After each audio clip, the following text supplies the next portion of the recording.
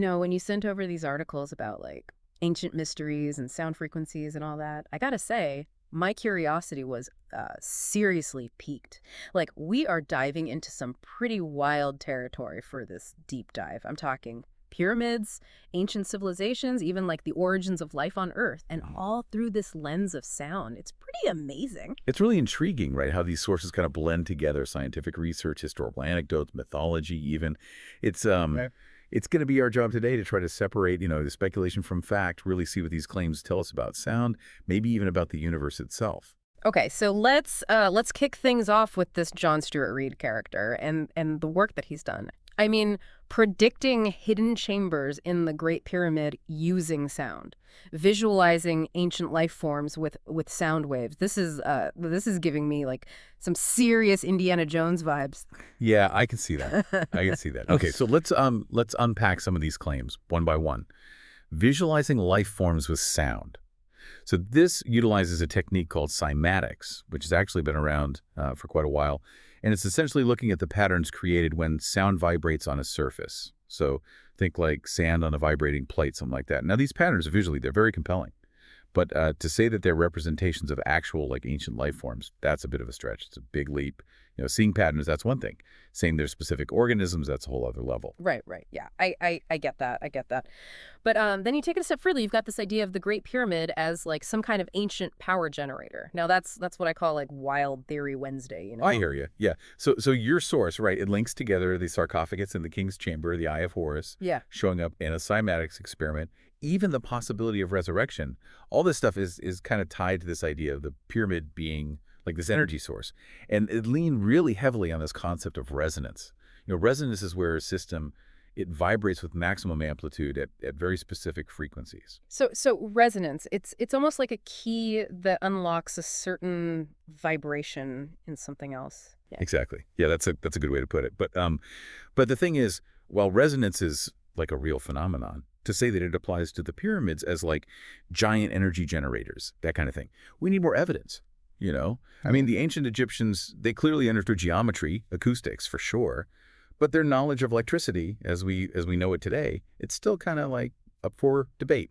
So we're left with like even more questions than answers. But hey, that's part of what makes this fun. Exactly.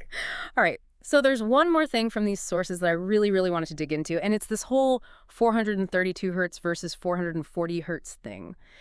So is our modern music like literally out of tune with the universe? Should I be like swapping out my playlist with something like more cosmic? That is a question a lot of people have, especially with these claims floating around about 432 hertz being this like natural frequency.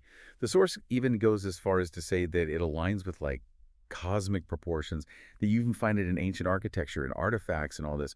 But this idea that there's one like universally correct tuning frequency, it's highly debated. A lot of scientists, they just don't buy it. And honestly, it makes sense if you think about it. Music has always been evolving. Different cultures, they've used all kinds of different tuning systems throughout history. There's no like one size fits all perfect frequency out there. So it's not like this magic frequency thing, but there is this idea that keeps coming up, like sound has this deeper impact than we realize. And some of these historical figures, like Tesla, that are mentioned in this material, they seem to be on board with that idea, right? Oh, absolutely. I mean, Tesla, he was all about energy, frequency, vibration. He believed those were the keys to understanding how everything works. Yeah, yeah. And your source here, it connects that back to resonance, right? This idea that even like small, subtle vibrations, they can have these huge effects, especially if they resonate with other things, other objects, systems, that kind of thing. It's funny you should mention that because one of the articles, they actually showed this video. It was wild. This guy, he like shatters a glass just with his voice, right?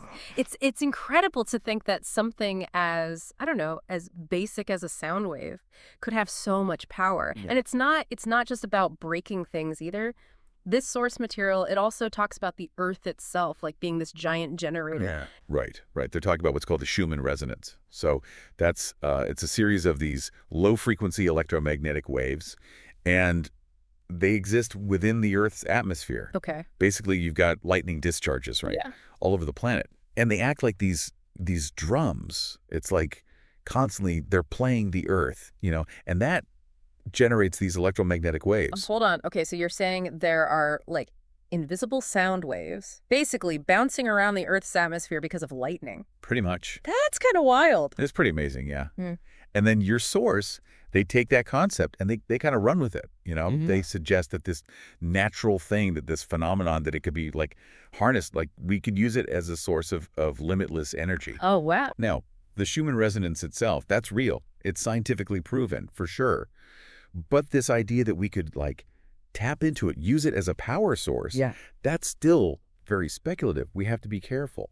We got to make sure we're separating what we can actually observe scientifically with these claims that that are built around them. Right. Got to keep that critical thinking going here. Exactly. It's interesting, though, because it reminds me of something you were talking about earlier about how these sources, they blend these ancient myths with like modern science. And it does make you wonder, right? Like, did our ancestors, did they understand something about sound? Something that maybe we're only now starting to like rediscover? Yeah. It's a fascinating thought. Yeah. Your source, they talk about ancient Egyptian priests, and they suggest that maybe they use sound, right, to activate like something called the Eye of Horus within the Great Pyramid. Now, whether that actually happened, who knows? But it is interesting to think about, like what are the possibilities of sound that we just haven't even explored yet? Totally. But speaking of claims that are, well, a little out there, let's go back to this 432 hertz versus 440 hertz thing for a sec. Some of the material, it seems to suggest that modern music, with its 440 hertz tuning, that it's somehow, I don't know, inferior. Like, did these ancient Egyptians, did they have it right all along? So are we saying like all our music today is basically out of whack with the universe? Should we all be like, retuning our instruments to some different frequency? Well, let's maybe pump the brakes a little on that, Okay. because while this whole 432 hertz thing, it's definitely a popular idea. Okay. We got to remember, music, it's subjective, right? I mean, a lot of it comes down to culture, what you're used to. To say that one tuning frequency has like, special emotional or spiritual qualities, it's a little too simple. And it's more complicated than that. What sounds good, what sounds, harmonious or discordant, it's different for everyone, and it's definitely different across cultures. Yeah, that's a really good point.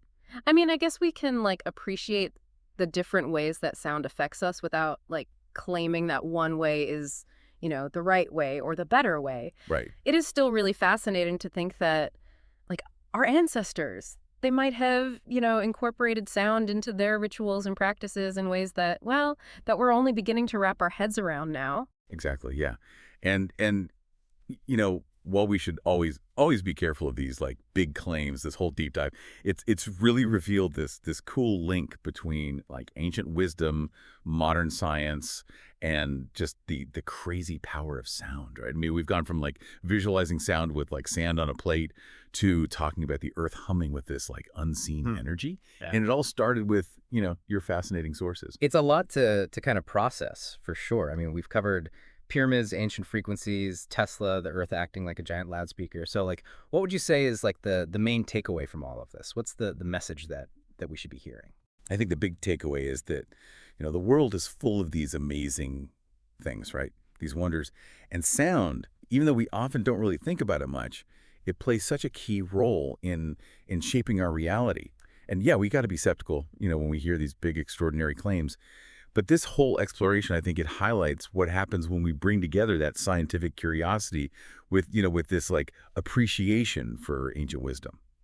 It's almost as if our ancestors, right, the ones who had like way less technology than we have, it's like they had this more intuitive understanding of these subtle forces, like the forces that are always at work. They saw the patterns in nature. They listened to the rhythms of like the cosmos. And maybe, just maybe, they got a glimpse of something, like a deeper connection to how everything works, something that we often miss. Yeah, it's a really captivating thought. And it makes you wonder, right? Like in our modern world, we have all this technology, all these advancements, but are we really listening?